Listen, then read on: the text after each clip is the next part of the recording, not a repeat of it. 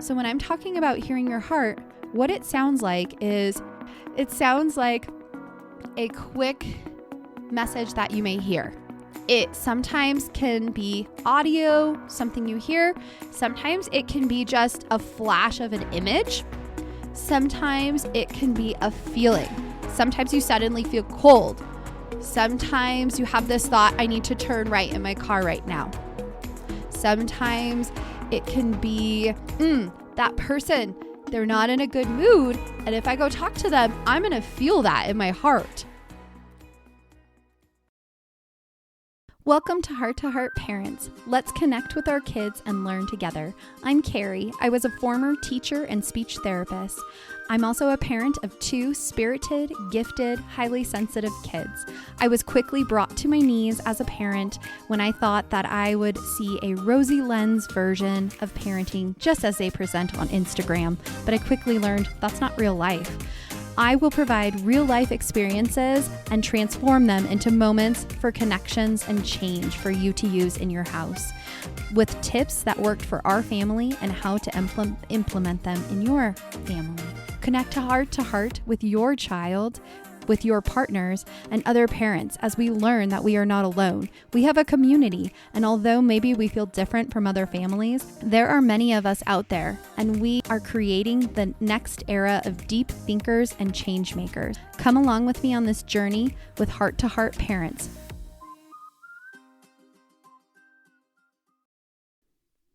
Hi there, and welcome back to another episode of Heart Parents. Today we're going to talk about hearing our hearts and how that works. For everyone, it's different, and I just wanted to give you guys some pointers of what works best for me. I recently had a friend that messaged me and said, "Okay, Carrie, I love listening to your episodes. They've been really great. I love using these techniques for myself and for my kids, but what the heck do you mean when you're talking about listening to your hearts and hearing your heart's message?" So today I wanted to start off by thinking a little bit about the episode. I don't know if you guys heard it, but a couple weeks ago, I had an episode on teaching mindfulness to our kids. And a lot of the things that we're going to talk about today are going to overlap with the things that we talked about in that episode. So it's going to be really similar, except that I want you to think about doing it for yourself in this part of the project. We're going to think about working on our own mindful skills and hearing our own hearts. Now, this also bridges with listening to our intuition. Some people call it listening to our gut. I call it listening to our heart's message.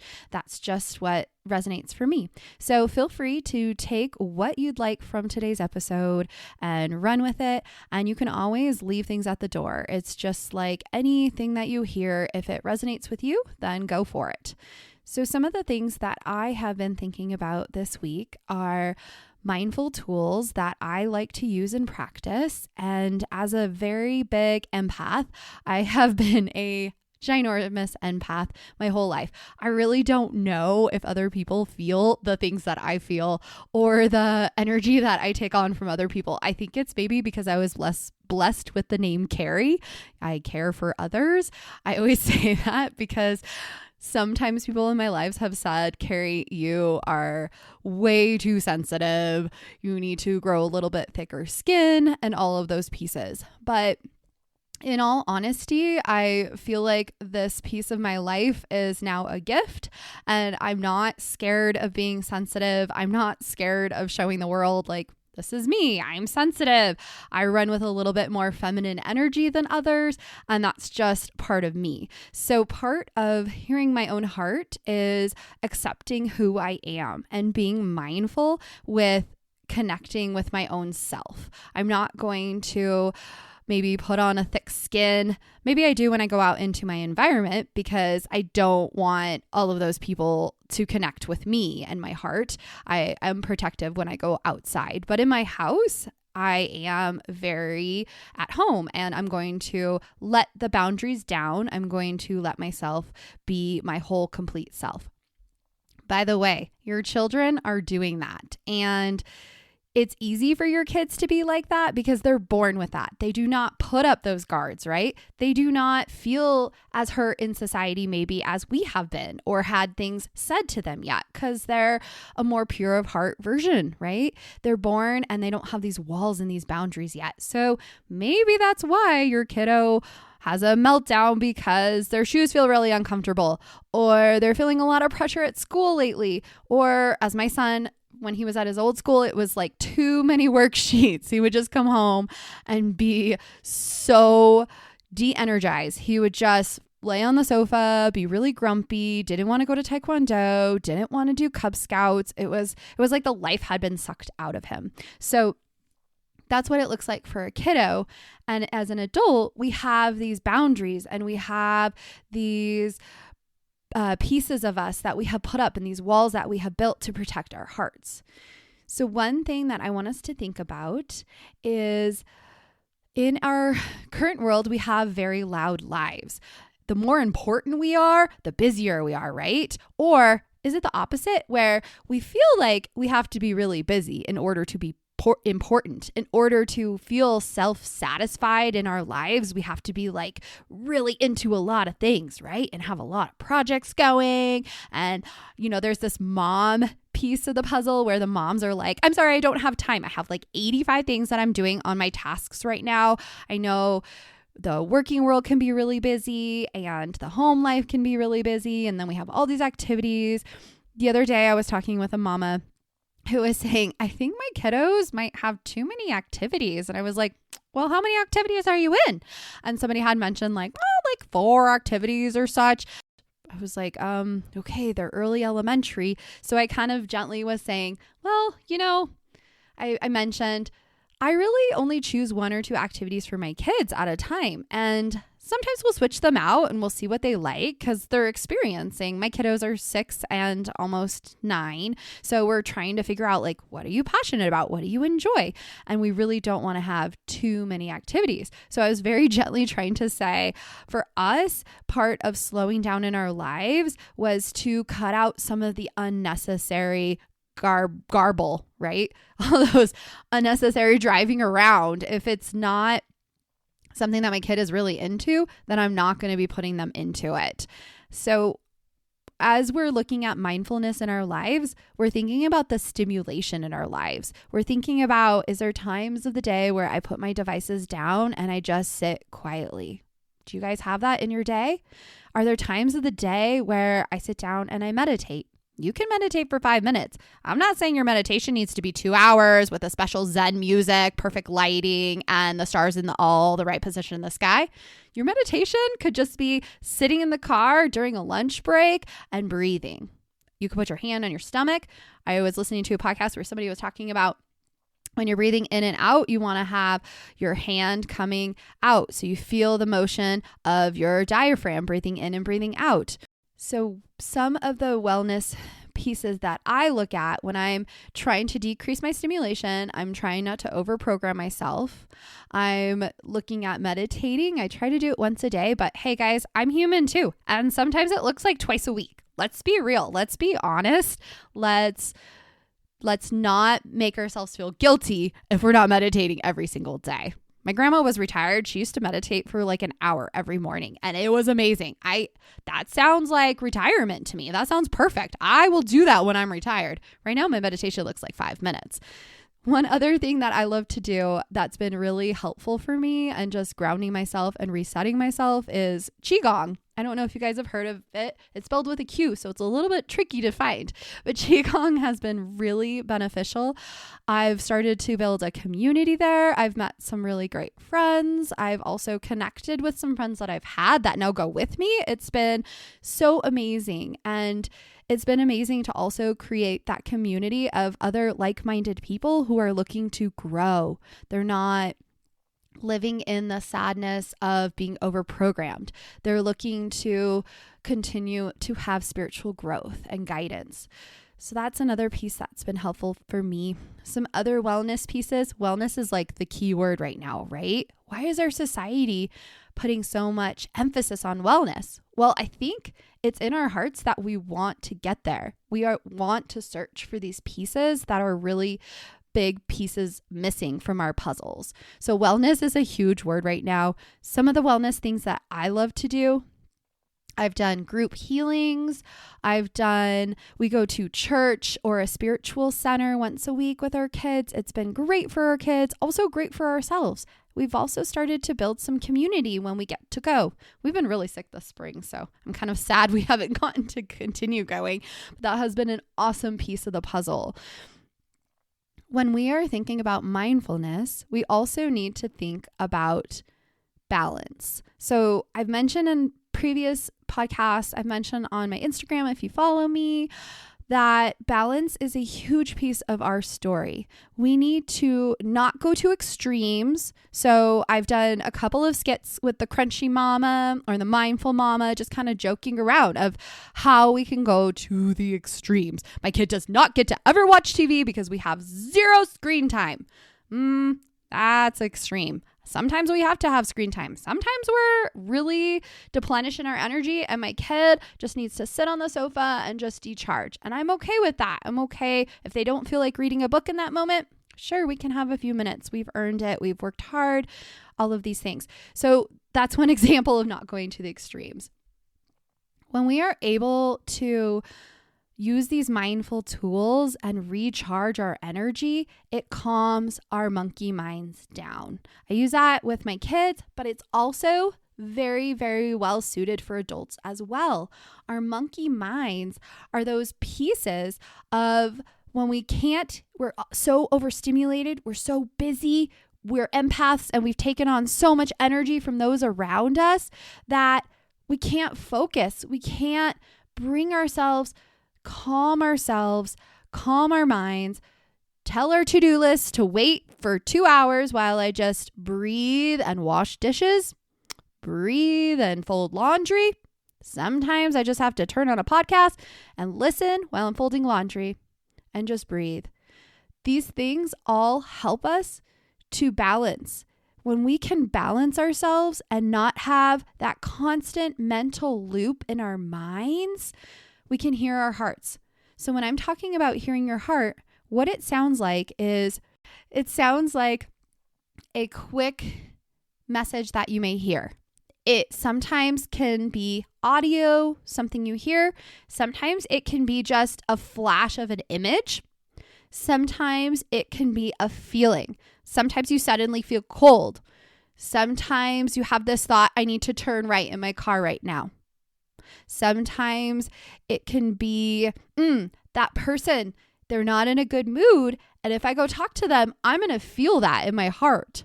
So these are all different messages that are coming to us. These are things that we're hearing in our hearts. Some of us call it our gut feelings. Some of us call it our intuition.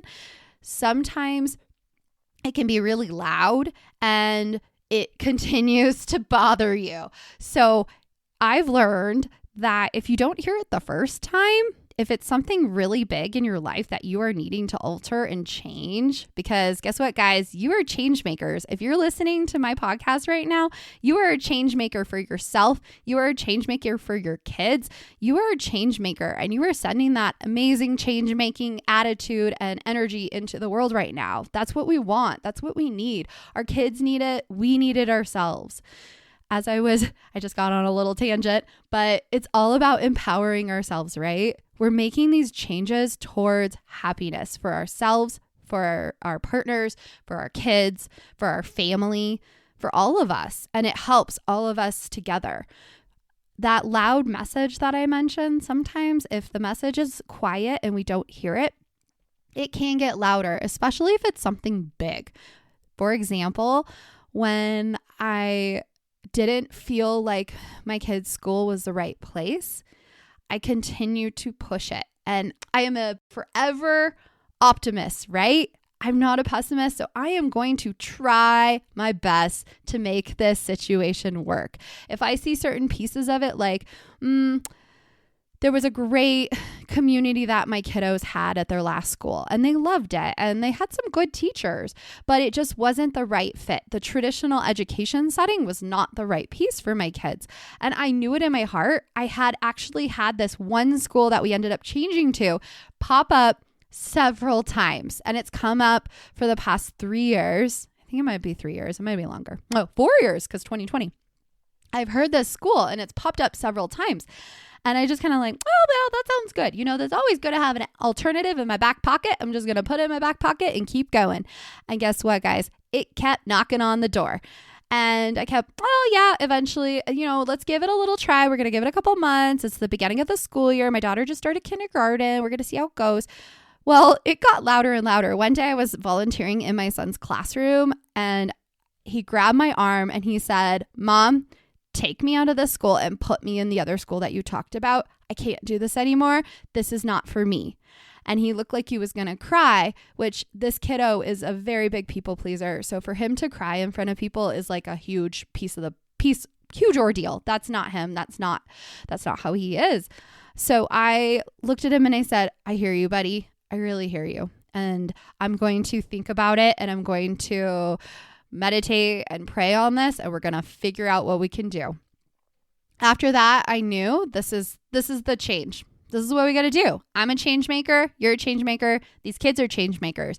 We are going to find what sets right in our hearts. And so these messages that we're watching for, they can come in all different forms. Sometimes it's your kid grabbing you right when you didn't even know or expect for this to happen. You thought, oh, it's just in my back pocket. I'll save it for later.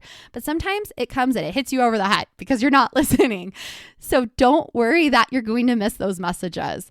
And I have a little piece of something that someone taught me once, and it's a little exercise to help you hear your heart, because we're doing all the wellness. Say you're doing all the meditation, you're doing all the wellness, and life can be heavy sometimes. I mean, we've got things going on in our lives. We've got over programming with all this technology, and people think that their emails need to be responded to right away, right? They're texting you and things are going on, right? So we're trying to do our wellness. We're lining up our 100 ducks in a row to meditate. We're doing all the things, right? And we're trying to hear our hearts. Some of the things that I have tried, you can sit quietly, meditate, take deep breaths, sit in your car and breathe, go for walks outside. One thing that one person told me once to try when I was starting to learn, hey, I guess I really am in my monkey mind more than I realized. I always thought I was this very Zen person because people always said, you're so calm, Carrie. You have this great energy and, you love people so much with all of your heart and it's just so easy to connect with you. Yes, I have that piece to me, but I also never realized that I have a very overactive monkey mind. So I'm a recovering overthinker, and I am also a recovering people pleaser. So I had these two things going on in my life that I've really worked hard in the past few years to work on.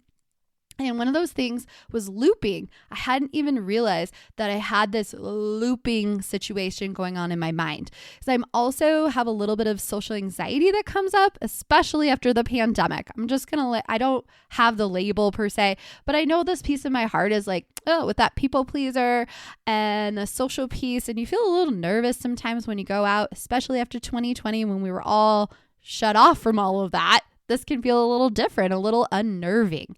So I would go into social situations and I would hear like, oh, you said the wrong thing. You shouldn't have said it that way. That person isn't going to want to be your friend anymore. And I would start to have a little bit of self-talk, or I would think about the situation and I would just let it loop in my mind, repeat what was said and what happened. And I would just kind of be doing the dishes, I'm just going to calm down it all and I'm going to zen out. It's going to be great. But I didn't realize that looping message was going on in my mind.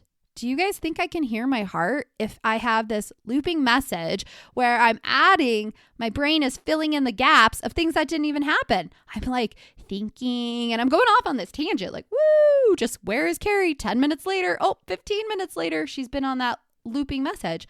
I couldn't hear my heart during those moments. So I learned you need to break that repeat, break that cycle. And it started off as just mindfully acknowledging, oh, your brain's looping, stop. And I didn't say oh, Carrie, how dare you? Why did you do that? You're not mindful at all. And you're telling these people to be mindful. I did not criticize myself. I just tried to stop the loop. And that's what it looks like, those mindful pieces. When you're meditating and you have a thought, you don't go down the trek of like, oh, Carrie, you're not good at meditating. You need to. Nope. We just acknowledge that thought and move on to the next thing. So that was a great exercise that really helped me, was trying to break those loops. And thank you for the person that helped me with that tool. It was super helpful. Another exercise that I love doing that somebody else taught me was when you go for a walk, don't have a process of where you're going mapped out in your mind. Just start walking and go where you feel like going. So when you come to a corner, you don't think, well, I need to turn right and then take 2 rights so I can get back home. Nope. You're just going to walk and go where the path leads you, right? You're not, yes, the path is leading you, but also you're going to not think about the planned route. You're just going to say, oh, I came to this corner and I feel like turning left. Here I go. And if you try doing that, you'll realize that, sometimes maybe you come to an orchard where there's like apples on a tree. Maybe you come and you see an eagle on a path you never would have taken. There's sometimes things that pop out at us. It's like these little rewards that the universe, God, whoever you believe in, spirit, sends us. It's like, oh, try this again, Carrie, because guess what? We planted the seed and it's really fun. But these exercises are really helpful. I also was thinking the other day, a really fun one that I've been doing with it, that's kind of the same similar idea, is you go in your closet and you just grab what you see first. You grab what your eye is drawn to. Which color? Which color am I feeling today? You can even go in and think, which color do I feel like wearing? Breathe in, breathe out. See what you feel. Are you drawn toward green, your heart chakra, love? Are you drawn toward light blue, which is your throat chakra, because you need to release some words. You need to get some things out there. You need to release some messages that maybe you feel like you've stopped that energy and you need to let it flow. Those are all things that can help us build our hearts, listening to our hearts so we can better hear them. They're little exercises. So I challenge you to try working on some of these mindful tools, then to try and these exercises to help us better hear our hearts. Can you do it this week? Can you give it a go and see where you are taken? Can you walk down the street without having an exact path in mind?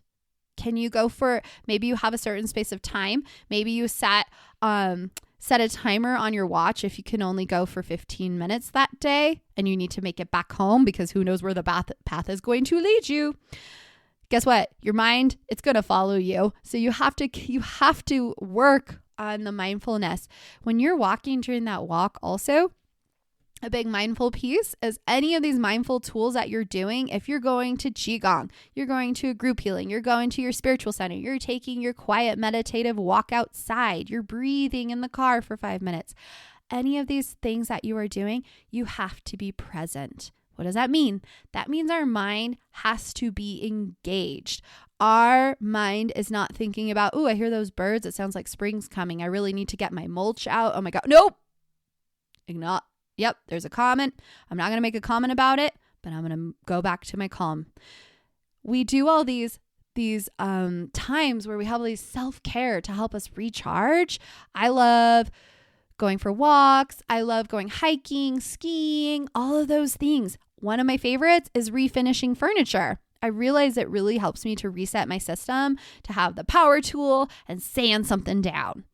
It's not as fun when I have to refinish it because you have to be like more perfect about it, right? You have to get the gloss on there perfectly. The ducts have to be lined up and there's more thought in it. I just like having the power tool and sanding it down because I can really just reset and I have to ground myself and focus on what I'm doing. So it's pretty helpful.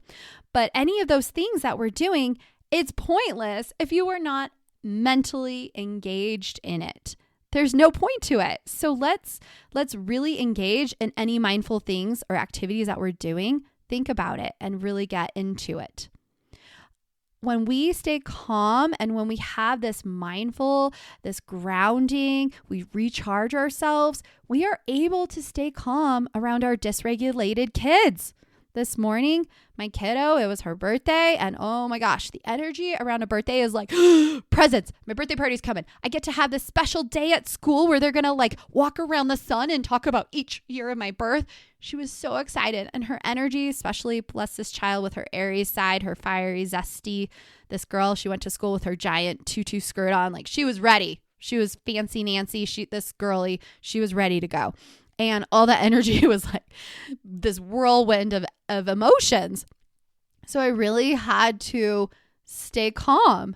And this weekend was busy, so I did not get to recharge. My husband and I didn't get our switch time where we recharge.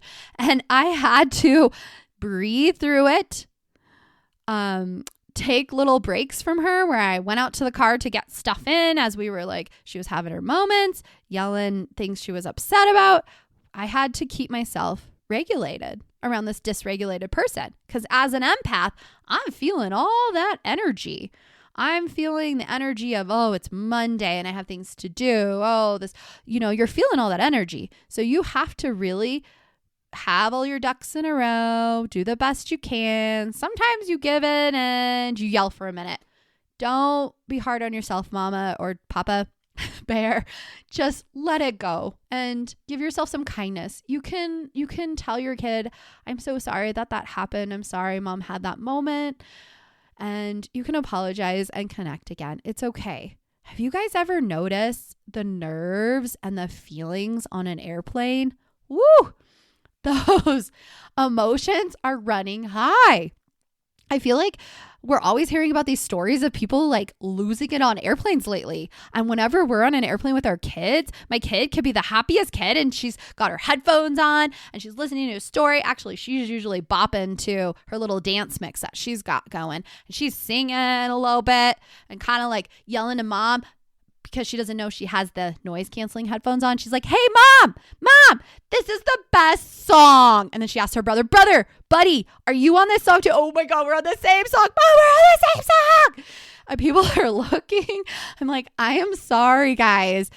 There is not a lot of compassion on an airplane. I think it's because everybody's nerves are just heightened. We're all in our like dysregulated state. We're in that reptile part of our brain, that fight, flight, flee, fight, flight, freeze. Forgot the freeze, right? And there's one more. I don't remember the last one, but I'm going to have to remember because it's a good one. We're in those places where we cannot hear our hearts. We cannot connect with our hearts and say, oh man, that kid's being kind of annoying, but she's happy and she's spirited. She's really excited about her dance mix. Thank God she's not screaming right now or kicking the back of my seat or playing with that tray table again. But let's try to think with our hearts. Let's try to have compassion for our kids. Have compassion for that other mama who has the crazy kid with the ear block and the headphones on. Let's use our hearts. Let's use all these mindful tools. If you try them this week and it works and you got some clarity this week, then hurrah, job well done, Carrie. I would love to know. You can always connect with me. You can send me messages. I'm working on my email. That's on my list, but you know what? I'm a mindful mama, so I've got my list, but I'm not jumping in because I got to keep Zen too.